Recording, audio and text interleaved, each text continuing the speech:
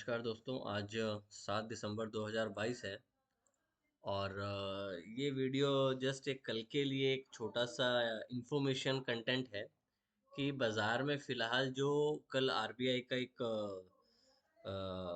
Road map एक outcome आने वाला है, जो कि आरबीआई पॉलिसी का हो सकता है आने वाला एक रोड मैप भी हो, क्योंकि आपकी आरबीआई कैसे परफॉर्म करने वाली है या आपकी एक्टिविटीज़ कैसे रहने वाली है। देखो, इस मेन जो मुझे समझ में आता है इस आरबीआई पॉलिसी से, कि इस आरबीआई पॉलिसी में फोकस आपका रेट कट पे नहीं होगा कि रेट कट होने वाला है कि नहीं होने वाला है। अदर देन जो इसमें फोकस रहेगा बाजार का, वो उस पॉइंट्स पे रहेगा कि अदर जो इकोनॉमिक्स एक्टिविटीज हैं वो कैसे परफॉर्म करती हैं, क्योंकि ये एक नेक्स्ट हो सकता है सेंटर के इलेक्शन से पहले एक रोड मैप डिसाइड करे। क्यों? क्योंकि आपने पास्ट में देखा है कि जो डॉलर्स में एक अपसर्ज आ रहा है, उसको मेंटेन करने के लिए आरबीआई ने बॉन्ड का भी सहारा लिया है, बॉन्ड को भी बेचा गया है, एडजस्टमेंट करी गई है, जिस वजह से भी आपकी करेंसी स्टेबल चल रही है। क्योंकि अगर आप देखें तो करेंसी एक 82.50 और 83 के आसपास के बीच में ट्रेड कर रही है।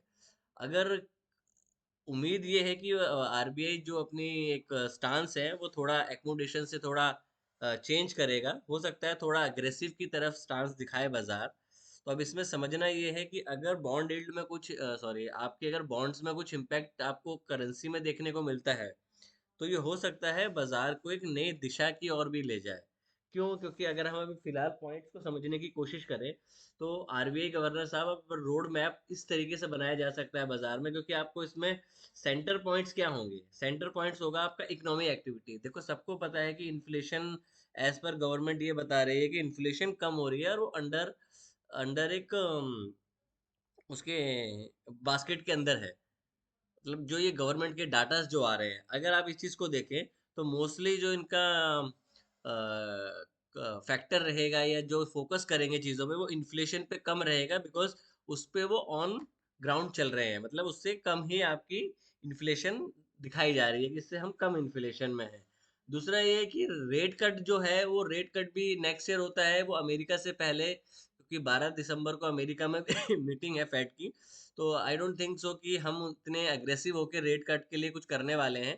तो बेसिकली जो आरबीआई गवर्नर का पॉलिसी के बाद जो कमेंट्री रहेगी वो बड़ी इंपॉर्टेंट रहेगी कि आपकी करेंसी को कैसे इम्पेक्ट करती है। बिकॉज अगर अभी आप देखें तो आरबीआई ने रिसेंटली एक पोस्ट भी किया था, क्योंकि आपकी करेंसी डेफिशिएट्स के बारे में उन्होंने बोला था कि ये बैंकों के लिए एक प्रॉब्लम की चीज हो सकती है। क्यों हो सकती है? क्योंकि रिस्क वेटेज बढ़ रहा है। रिस्क वेटेज कैसे बढ़ रहा है? अगर आप देखें चीजों को, क्योंकि अगर आपकी बैंकिंग की परफॉर्मेंस बढ़ रही है, तो आप उसमें ये एक चीज ऑब्जर्व करने की कोशिश करेंगे कि अभी रिसेंटली क्या हुआ है, इकोनॉमिक ग्रोथ क्यों ज्यादा हो रही है। आपकी जीएसटी कलेक्शन डाटा देखो आप, कितना बड़ा आ रहा है। जो कॉरपोरेट है वो एडवांस टैक्स जमा करा रहे हैं, जिससे बाजार में पैसा तो दिख रहा है कि बाजार में पैसा आ रहा है, नए नए आईपीओज आ रहे हैं। जो सेंटिमेंट है वो पॉजिटिव है बाजार में। तो इस तरीके के बाजार में आपको ये चीज नजरअंदाज नहीं करनी चाहिए कि आप किस वजह से बाजार में ऊपर जा रहे हैं। फिलहाल जो बाजार में आप, क्योंकि ये भी पॉइंट हो सकता है कि अगर रेट कट्स होते हैं तो आपकी लिक्विडिटी भी क्रंच होती है, क्योंकि लिक्विडिटी क्रंच होती है तो उसमें कहीं ना कहीं इसका इम्पैक्ट पड़ सकता है। तो हमें स्पेशली कल के लिए खाली यही दो तीन बातों का ध्यान रखना है बाजार में, कि बाजार अगर देखिए, चांसेस हैं कि अ, उनकी स्पीच के बाद बाजार में थोड़ी सी वॉलेटिलिटी बाजार में बढ़नी चाहिए कल। अब पॉइंट ये है कि अगर वॉलेटिलिटी बढ़ती है तो आप क्या कर सकते हैं। पहले जो हमने एक थ्योरी बनाई, हम उसको एक बार क्लियर कर लें कि हम अब जो रोड मैप आने वाला है वो इकोनॉमिक एक्टिविटीज पे आने वाला है, क्योंकि आपके एडवांस टैक्स जो कॉर्पोरेट ने दिए हैं वो काफी ज्यादा एडवांस टैक्स है, जीएसटी काफी ज्यादा है। आपका सेंटिमेंटली आईपीओ में इंस्टेंटली पैसा आ रहा है। अब प्रॉब्लम क्या है कि जो बैंकों की जो एक ग्रोथ दिखा रहे थे, उसके हिसाब से उसके रिजल्ट में नहीं दिखी वो चीज अभी रिसेंटली जो अभी के आए हैं।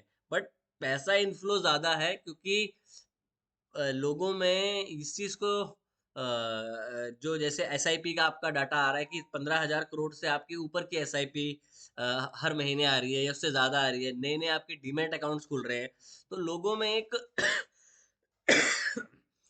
पैसा लगाने की होड़ है कि अभी ये और ऊपर जो और ऊपर जाएगा और ऊपर जाएगा। बाजार अभी आपकी जो इकोनॉमी है वो अगर आप अमेरिका से कंपेयर करते हैं तो अमेरिका की एक कंपनी है $3.5 ट्रिलियन की, एप्पल। और आप अगर इसको देखते हैं, जो आपकी टोटल इंडियन इकोनॉमी है वो 3.5 करोड़, साढ़े 3.5 ट्रिलियन डॉलर है। तो मतलब एक कंपनी से एक देश को कंपेयर कर रहे हैं। तो अभी आपकी शुरुआत भी नहीं हुई है। तो आप अगर चीज को ऑब्जर्व करें, दोनों चीजों को एक पिक्चर में लेके, तो आप अगर पर्टिकुलरली इंडाइसिस की बात करते हैं तो इंडाइसिस में भी और दम है, बिकॉज अभी इंडाइसिस चले नहीं है। अगर आप पर्टिकुलरली स्टॉक्स को देखें तो स्टॉक में वो ज्यादा रन आया है अदर देन इंडाइसिस। अब बात करते हैं, लॉन्ग पिक्चर को शॉर्ट करते हैं, कल क्या हम कर सकते हैं। अगर जैसे अभी अगर हम नैस्डैक का चार्ट देखें, एक बार नैस्डैक का चार्ट देखते हैं, क्योंकि नैस्डैक के चार्ट में अभी एक रैली देखने को मिल रही है आपको। नैस्डैक जो ऑलमोस्ट 150 पॉइंट ऊपर है इस टाइम। ये आपका नैस्डैक का चार्ट है। अगर यहाँ से नैस्डैक में रैली आती है तो देखिए, आप यहाँ खुले 20 और 200 है। पहले एक बार डेली में नैस्डैक को समझ लेते हैं कि नैस्डैक में क्या होने वाला है। आप कल के लिए बॉन्ड पे आप नजर बनाएं कि क्या आरबीआई का स्टांस रहता है। वैसे तो वो अकोमोडेशन को चेंज करेंगे थोड़ा, हो सकता है थोड़ा सा चेंज करके उसको टाइटनिंग की तरफ भी दिखाएं कि टाइटनिंग हम करने का प्लान कर सकते हैं, क्योंकि रेट कट का इतना इम्पैक्ट नहीं होने वाला है। इस चीज पे आप ध्यान रहे कि आरबीआई बढ़ाएगा नहीं बढ़ाएगा, काटेगा नहीं काटेगा, उससे इम्पैक्ट इतना नहीं पड़ेगा जितना कि उनकी कमेंट्री से पड़ने वाला है। जो मैंने आपको पॉइंट्स बताए हैं कि क्या आपकी लिक्विडिटी की डेफिसिट्स के लिए प्रॉब्लम कर सकते हैं, तो कीप आई ऑन बॉन्ड पे। आपके जो कॉर्पोरेट रिजल्ट आएंगे इस दिसंबर मंथ के बाद, और दूसरा आपका आईटी अंडर परफॉर्म रहा है, तो चांसेस है कि आईटी में परफॉर्मेंस हो सकती है, जिस वजह से आपका निफ्टी में थोड़ा आउट परफॉर्मेंस थोड़ी सी और देखने को मिल सकती है। ये डेली का नैस्डैक का चार्ट है। आप 20 डीएमए के आसपास, ठीक है, 20 डीएमए के आसपास आप एक कंसोलिडेशन कर रहे हैं। अगर आप रिसेंट हाई भी देखें तो आप यहीं पे कंसोलिडेट कर रहे हैं। तो अभी यहाँ पे ये प्रोबेबिलिटी ये हो सकती है बाजार में कि अगर जैसे ये नैस्डैक इस हाई को निकालता है, अगर मान लीजिए, क्योंकि आपने बुलिश हरामी पैटर्न के बारे में भी सुना होगा, अभी इसमें एक तरीके से बुलिश हरामी पैटर्न बन रहा है। फिलहाल जो अभी एज ऑफ नाउ जो 1 घंटे की ट्रेडिंग हुई है, मैं उसके अकॉर्डिंगली बात कर रहा हूँ। आप अगर इस चीज को भी देखें, आपका यहाँ कंसोलिडेशन है, यहाँ भी आप सेम कर रहे हो, प्लस आपने 20 से रिवर्स किया है। अगर अब ये हाई निकलता है रिसेंट वाला, ये कल वाला हाई, तो चांसेस हैं कि बाजार में कम से कम आपकी 1400, कम से कम 350 पॉइंट की नैस्डैक में रैली हो सकती है। अगर नैस्डैक में रैली हो सकती है तो आपका आईटी भी कल हो सकता है दोबारा, जैसे कल उसने, आज उसने एक पॉज लिया, तो वहां से एक रैली में कंटिन्यूशन आ सकता है। अगर आप डॉयजॉन देखें तो डॉयजॉन एक साइडवेज है। नैस्डैक और एसएनपी 500 में देखें तो उसमें थोड़ा सा मोमेंटम है। बाजार हल्का सा एक आपका नैस्डैक 0.70%, 0.70 के आसपास ऊपर अभी नजर आ रहा है नैस्डैक। नैस्डैक का भी एक बार चार्ट देख लेते हैं, सॉरी एसएनपी 500 का। आप कल के रेंज के आसपास ही हैं। यहाँ पे अगर देखोगे आप, ये है आपका नंबर, डेली चार्ट है शायद ये, I think so, yes, that is why confusion क्यों हो रहा था। आप 20 और 200 से ऊपर खुले। अब ये हो सकता है कि अगर इस पॉइंट को ये निकालता है तो आप प्रीवियस हाई के पास चले जाएंगे, जो कि आपका 4600 के आसपास है, तो 30 पॉइंट्स। बट इंपॉर्टेंट है कि प्राइस एक्शन यहाँ पे क्या करता है, इस जगह पे क्या करता है, क्योंकि यस्टरडे हाई है। क्योंकि इस तरीके के बाजार में क्या होता है ऑफनली, आप इस चीज को समझना, अगर पिछले दिन एक वर्टिकल डाउनसाइड है और आप उसकी रेंज के बीच में खुल रहे हो, तो वो होता है इनिशियली ऊपर जाए, फिर यहाँ पे साइडवेज हो जाता है ना। तो पॉइंट ये है कि इस लेवल पे अगर ये क्लोजिंग भी दे देता है, तो भी कल हो सकता है कि फर्स्ट 1 घंटा बिफोर आरबीआई गवर्नर मीटिंग कि उनकी स्पीच से पहले, उसमें बाजार में एक रैली आपको देखने को मिल सकती है, अगर इस तरीके का मोमेंटम ओवरनाइट रहता है, सस्टेनेबल रहता है। ये हो गई कि यूएस बाजार की बात। अब निफ्टी में हम देखते हैं, निफ्टी में जो एक या बैंक निफ्टी में बनता है, पीएसयू बैंक्स में एक रैली की चांसेस हैं कि पीएसयू बैंक के जो पीएसयू बैंक जो है वो एक अच्छा परफॉर्मेंस दिखा सकते हैं। क्योंकि जो मैंने कल भी एक बात करी थी लाइव ट्रेडिंग में कि अगर अदानी ऊपर जाएगा, अगर अदानी के और आने वाले टाइम पे इतने ज़्यादा ऑर्डर्स आने वाले हैं या और पैसा इन्वेस्ट करने वाले हैं, तो इससे चांसेस ये होंगे कि ओवरऑल, क्योंकि पिछले टाइम का बुल रन का ये हिस्सा था, तो अगर पिछले टाइम के बुल रन में भी, बुल रन से पीछे हिंडनबर्ग की न्यूज से पहले अदानी के शेयर्स में एक रॉकेट की तरह तेजी हो रही थी, जो कि मार्केट को भी ऊपर ले जा रहा था। अगर ये चीज दोबारा से कंटिन्यूटी में आती है तो चांसेस यहाँ पे यही होंगे बाजार में कि अगेन अगर बुल रन का शेयर दोबारा चलने को आता है तो वो उसी तरीके से चलेगा जैसे प्रीवियसली चल रहा था। तो आपके और सेक्टर्स में भी परफॉर्मेंस ज्यादा देखने को मिल सकती है। ठीक है, अपना अपना व्यू है कि वो चले ना चले, बट अगर वो चलेगा तो निफ्टी में उसका इम्पैक्ट जरूर पड़ेगा, क्योंकि अगर बुल्श मार्केट का लीडर चलना शुरू करता है दोबारा से तो उसमें चांसेस होते हैं, बिकॉज आपके लार्ज कैप अभी चले नहीं है। आप कोटक बैंक को देख सकते हैं। कोटक बैंक अगर आप देखें तो प्रीवियस ईयर से टोटल उसकी एवरेज करें तो वो अपने हाई से ऑलमोस्ट 23% डाउन चल रहा है।